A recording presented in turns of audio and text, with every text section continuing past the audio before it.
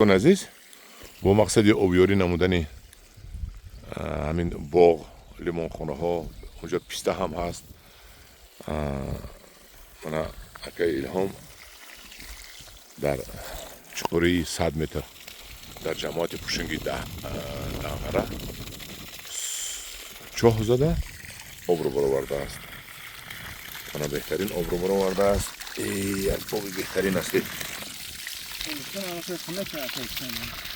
بله بهترین آب است و همین باغ رو آبیاری میکند. اکای الهام دست شما در نکند. یک جان تشکر به شما. با شما یک جان تشکر برای اینقدر مهنت هایتان، برای اینقدر زحمت هایتان که اینقدر سنگلاخ ها رو آباد کرده ایستاده اید. 100 متر ده آب زده برآوردن با قوه برقتی میکشیدن؟ قوه برقتی. چند کیلووات؟ 120.